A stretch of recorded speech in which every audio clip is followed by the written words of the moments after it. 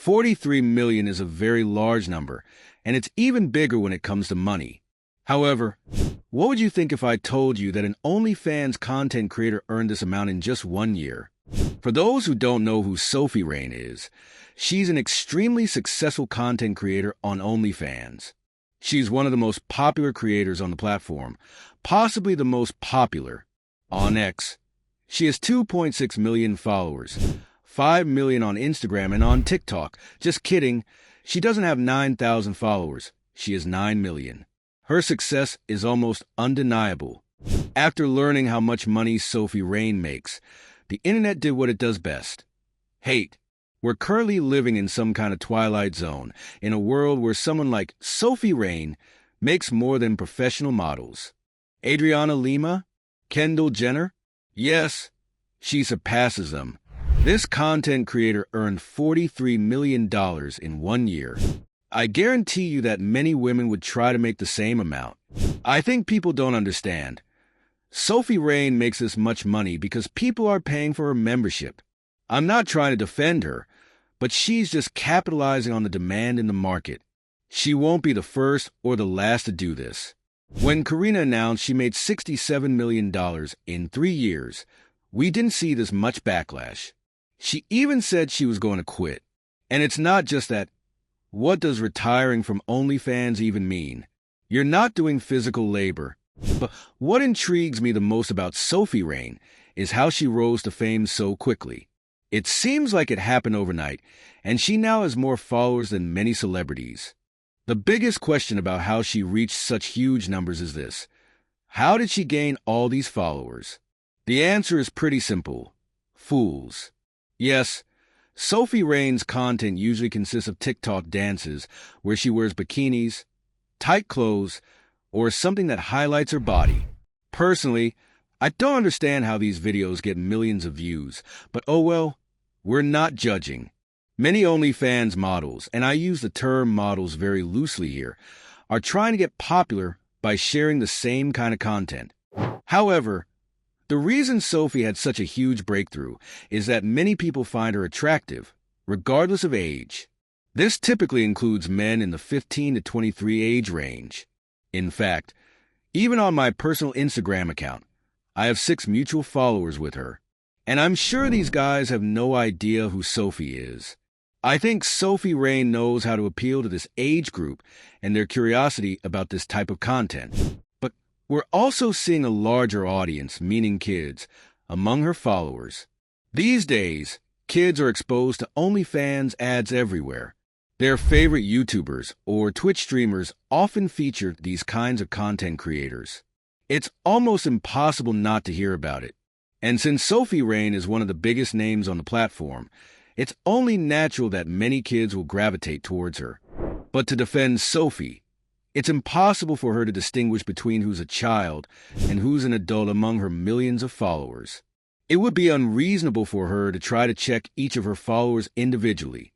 However, I think a better solution might be for her to stop marketing herself to this kind of audience. The Spider-Man incident. Let's talk about the Spider-Man incident. Sophie Rain went viral with a photo of her in a Spider-Man costume. However, the photo drew attention for an unexpected reason. Another OnlyFans model who resembled Sophie Rain had shared a video in the same costume, and many people thought the person in the video was Sophie Rain. Since Spider-Man is a character loved and recognized by children, this incident brought even more attention to Sophie. People tried to find a link to this video, and Sophie turned this attention into an advantage. I think at this point, if Sophie's name is being associated with an incident in the wrong way, it's normal for her to capitalize on the attention.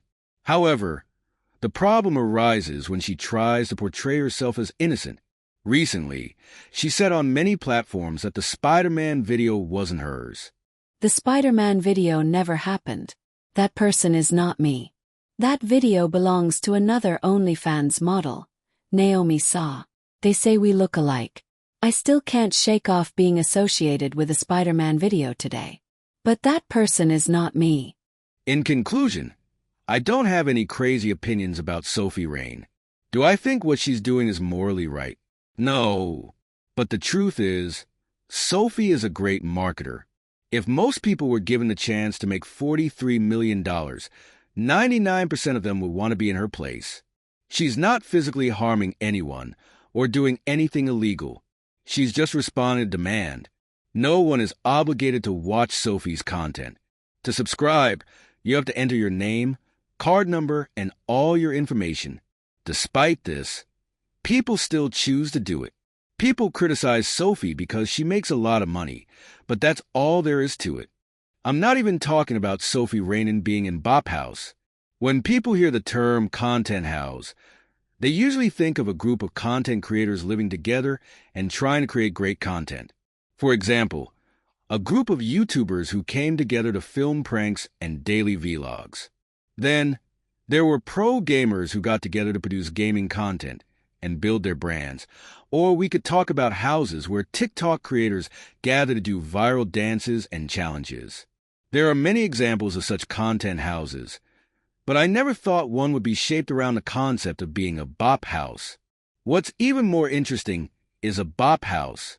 Before we continue, we need to talk about the meaning of bop because the definition of this term has changed. In today's language, calling someone a bop is used as an insult to describe someone who frequently interacts with others in a flirtatious manner, in a way, flirting. I'm not exactly sure where this term originated from, but it's become a real thing. So, for a content house to be based on this meaning is quite wild.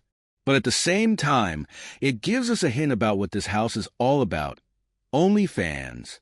Bop House is a relatively new concept.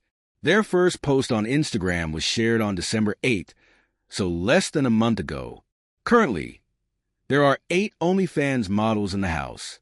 The most well-known ones are Sophie Rain and Camila Oro. When it comes to the content produced by Bop House, this TikTok could be a good example. People might expect content lacking in talent or personality from this house, as all they have is their bodies to gain views. But this isn't surprising, because this group is ready to use anything for the sake of views. That's it for today's conversation, folks. Don't forget to subscribe and like for more new videos.